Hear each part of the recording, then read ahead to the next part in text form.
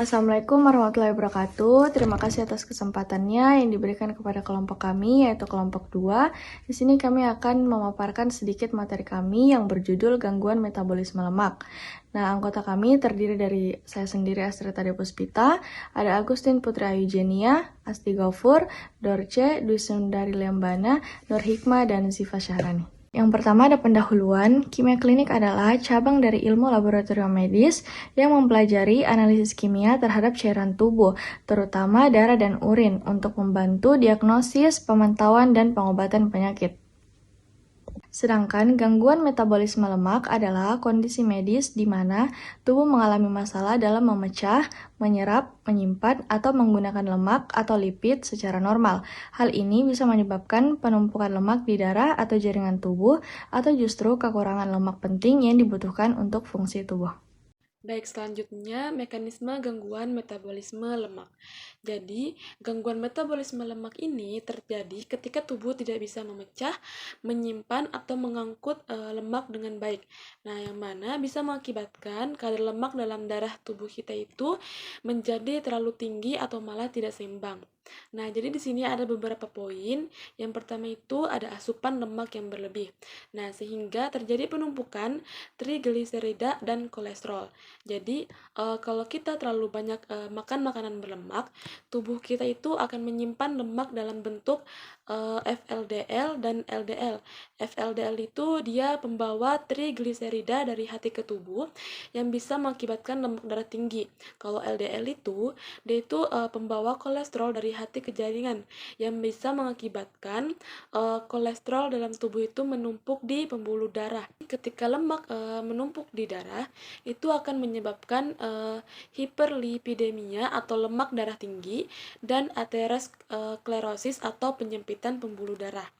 Nah, poin kedua ada penurunan pemecahan lemak atau liposis dan beta oksidasi yang terganggu. Jadi, penurunan pemecahan lemak ini dia itu biasanya terjadi pada orang obesitas atau resistensi insulin, yang dimana proses pemecahan lemak menjadi energi itu tidak berjalan baik, sehingga terjadi free fatty acid atau asam lemak bebas yang bisa meningkat di darah. Hal ini bisa memperparah gangguan metabolik dan bisa menyebabkan penumpukan lemak di jaringan tubuh. Kemudian ada gangguan transport lemak atau ketidakseimbangan LDL, HDL, dan FLDL. Nah, jadi LDL itu dia kolesterol jahat, HDL itu kolesterol baik. Jika LDL tinggi atau HDL kita rendah, lemak itu tidak dapat diangkut dengan benar, yang bisa mengakibatkan lemak menumpuk di pembuluh darah sehingga bisa menyebabkan penyakit jantung atau fatty liver atau hati berlemak pada hati kita. Baik, selanjutnya ada faktor-faktor gangguan metabolisme lemak. Yang pertama ada genetik, misalnya pada penyakit familial hyperkolesterolemia.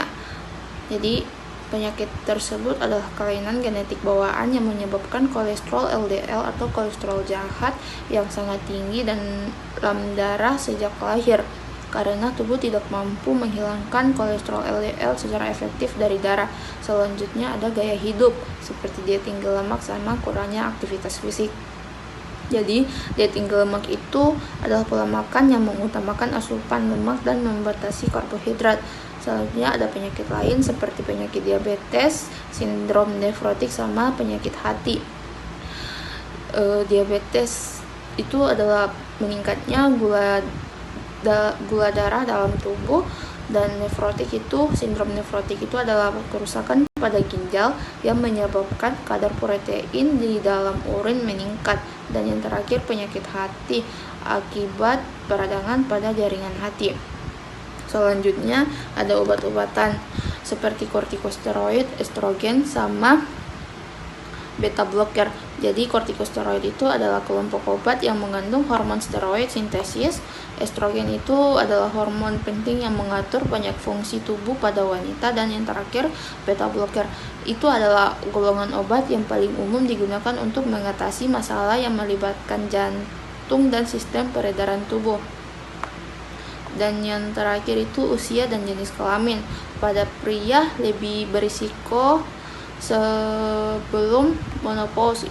karena penurunan kadar testosteron yang menyebabkan peningkatan lemak visceral dalam atau perut dan penumpukan lemak di tubuh karena keseluruhan. Selanjutnya ada macam-macam gangguan klinis.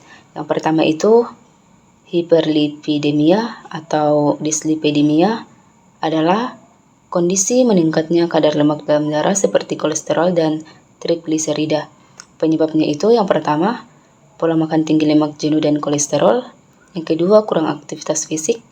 Yang ketiga, genetik atau kelainan bawaan metabolisme lemak. Yang keempat, penyakit seperti diabetes mellitus dan hipotiroidisme. Contoh penyakitnya itu hipertrigliseridemia. Yang kedua itu hiperkolesterolemia. Yang kedua itu aterosklerosis, merupakan penumpukan lemak di dinding pembuluh darah. Penyebabnya itu kolesterol LDL tinggi. Contoh penyakitnya itu yang pertama penyakit jantung koroner, yang kedua itu stroke. Penyebab yang macam-macam gangguan klinis yang ketiga itu steatosis hepatik atau fatty liver disease, kondisi penumpukan lemak berlebih di organ hati, lebih dikenal sebagai penyakit hati berlemak. Penyebabnya itu ada obesitas, alkohol, resistensi insulin. Contoh penyakitnya itu AFLD dan NAFLD. Baik, selanjutnya di sini ada pemeriksaan laboratorium atau pemeriksaan klinik. Yang pertama itu pemeriksaan hiperlipidemia atau dislipidemia. Pemeriksaan kimia klinik untuk mendiagnosis hiperlipidemia adalah tes plantar-lipid atau profil lipid yang mengukur kadar kolesterol total atau LDL atau kolesterol jahat, HDL kolesterol baik, dan trigliserida dalam darah. Di sini ada komponen tes plantar-lipid. Yang pertama itu kolesterol total atau TC, yang kedua itu low density lipoprotein atau LDL, yang ketiga itu ada high density lipoprotein atau HDL, dan yang keempat itu ada trigliserida atau TG. Dan di sini ada persiapan tesnya. Itu yang pertama itu pasien harus dipuasakan, yang kedua itu hindari statin atau obat penurun lemak, yang ketiga itu batasi minum alkohol, dan yang keempat itu batasi olahraga yang berlebihan.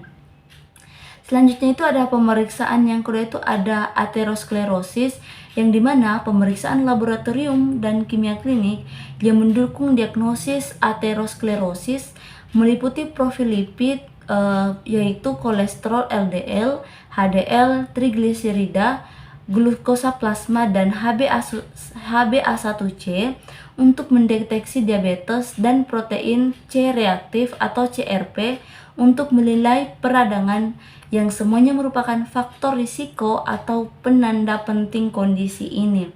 Adapun pemeriksaan laboratorium dan kimia klinik diantaranya itu yang pertama itu profil lipid, yang kedua glukosa plasma dan hemoglobin A1c atau HbA1c, yang ketiga itu ada protein C reaktif atau CRP, dan yang keempat di sini ada hitung darah lengkap atau CBC. Yang ketiga atau terakhir di sini ada pemeriksaan laboratorium steatosis hepatik atau fatty liver disease, yang dimana pemeriksaan kimia klinik yang menunjang diagnosis steatosis atau penumpukan lemak di hati meliputi pemeriksaan enzim hati atau ALT, AST, dan GGT, profil lipid, kolesterol, trigliserida, HDL, LDL, tes glukosa, dan tes resistensi insulin, yang dimana semuanya dapat menunjukkan adanya kerusakan atau risiko penyakit hati berlemak. Meskipun tidak dapat secara langsung mendiagnosis steatosis, hasil pemeriksaan ini membantu mengidentifikasi faktor risiko dan derajat kerusakan hati. Di sini ada pemeriksaan kimia kliniknya, diantaranya itu yang pertama enzim hati atau ALT, AST, dan GGT. Yang kedua itu ada profil lipid, dan yang ketiga itu ada tes glukosa dan resistensi insulin. Mungkin bisa dilihat pada tabel yang akan ditampilkan, yang dimana kolesterol total miligram per desiliter diinginkan jika kadarnya itu kurang dari 200. Yang kedua itu sedikit tinggi atau ambang batas berkisar 200 sampai 239. Sementara yang ketiga itu dikatakan tinggi lebih dari sama dengan 240. Selanjutnya itu ada kolesterol LDL atau low density lipoprotein dalam kurung miligram per desiliter, yang dimana dikatakan optimal kurang dari 100. Yang kedua itu mendekati optimal 100 sampai 129. Yang ketiga itu sedikit tinggi atau ambang batas berkisar 130 sampai 159. Yang keempat itu dikatakan tinggi berkisar 160 sampai 189. Dan yang kelima itu sangat tinggi, lebih dari sama dengan 190. Selanjutnya itu ada kolesterol HDL atau high density lipoprotein miligram per desiliter, dikatakan rendah kurang dari 40, sementara tinggi lebih dari sama dengan 60. Yang terakhir itu ada triglycerid miligram per desiliter, di mana ada normal kurang dari 150, sedikit tinggi atau ambang batas 150 sampai 199. Sementara tinggi 200 sampai 499, sangat tinggi lebih dari sama dengan 500.